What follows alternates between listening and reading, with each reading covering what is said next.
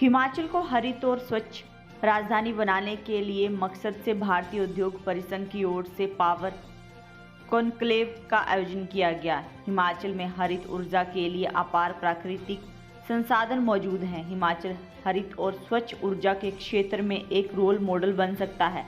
राज्य सरकार ने कई सार्थक कदम उठाए हैं। लक्ष्य की पूर्ति के लिए निवेशकों से लिए नीतियों में बदलाव किया गया है।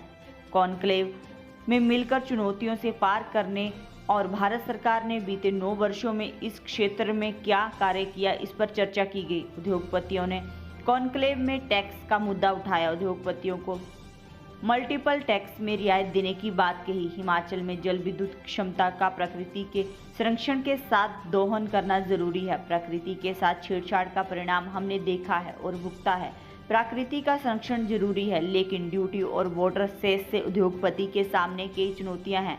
इसको लेकर राज्य सरकार को ज्ञापन सौंपा गया। उनका कहना है कि विभिन्न क्षेत्रों में उद्योगों को मिलने वाली सब्सिडी सरकार जारी रखे। सरकार के साथ मिलकर लक्ष्यों को हासिल करेंगे। मेरा नाम राहुल वार्ष्णेय और मैं मैनेजिंग डायरेक्टर और कंट्री हेड हूँ स्टार्टक्राफ्ट का। स्टार्टक्राफ्ट जो कि नॉर्वे की सबसे बड़ी कंपनी है, गवर्नमेंट ओन्ड कंपनी है, जिसमें 16,000 मेगावाट से ज़्यादा हाइड्रो प्रोजेक्ट लगाए हैं।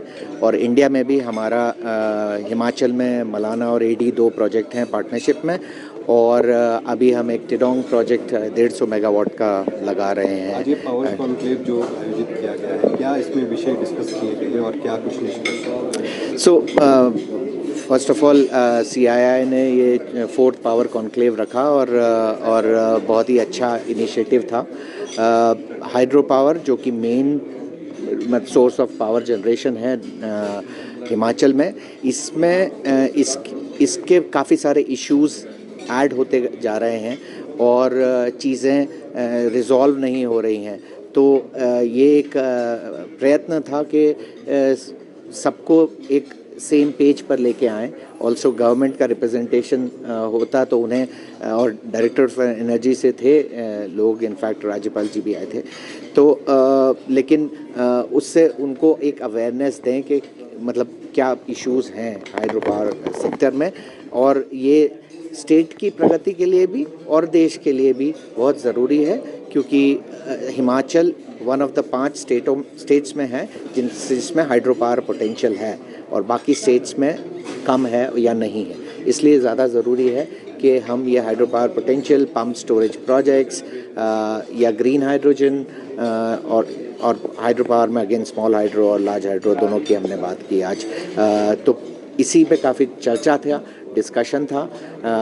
हिमाचल की तरफ से जो सोच है कि सोलर प्रोजेक्ट्स भी हम लगाएं और बढ़ाएं, तो उसमें कुछ कंसर्न्स भी थे कि सोलर दूसरे स्टेट में या दूसरी जगह ज़्यादा आसानी से लग सकते हैं और ज़्यादा सस्ते लगेंगे और ज़्यादा आउटपुट देंगे, तो कोई हिमाचल में सोलर प्रोजेक्ट क्यों लगाएगा? वो देश के लिए भी वेस्ट ऑफ रिसोर्स है अगर इस तरह से करेंगे तो। और लेकिन जहाँ हिमाचल की स्ट्रेंथ है वो है हाइड्रो पावर प्रोजेक्ट। तो हाइड्रो पावर प्रोजेक्ट जो है और पम्प स्टोरेज प्रोजेक्ट्स जो कि मेन रिक्वायर्ड है, वो लगाना ज़रूरी है। और हिमाचल में अभी 10,000 मेगावाट से ज़्यादा अनहार्नेस्ड पोटेंशियल है जो अभी तक नहीं यूज़ किया गया है, तो वो उसके ऊपर चर्चा करेंगे। अगर बात करें तो हाइड्रो पावर प्रोजेक्ट्स का विरोध होना शुरू हो गया है कि नॉर्थ जैसी जगहों में लोगों ने एक मूवमेंट चलाई थी, नो मीन्स नो करके हाइड्रो पावर प्रोजेक्ट्स। क्या मानते हैं आप, क्या इसका विरोध? देखिए सोच सब तरह की होती है, अवेयरनेस की ज़रूरत होती है। हम जब भी, जैसे राज्यपाल जी ने भी कहा था, कोई भी चीज़ की जाती है पहले सस्टेनेबल वे में ज़रूरी है।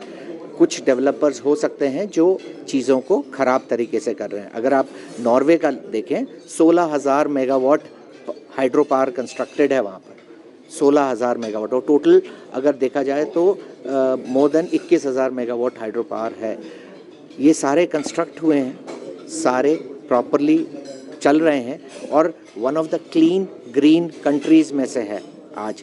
कभी वहाँ पर ऐसे नेचुरल कैलामिटीज़ और ये सब का इशू नहीं हुआ। और रादर हाइड्रो पावर प्रोजेक्ट्स और डैम होंगे तो आपकी रिवर को रेगुलेट कर पाएंगे।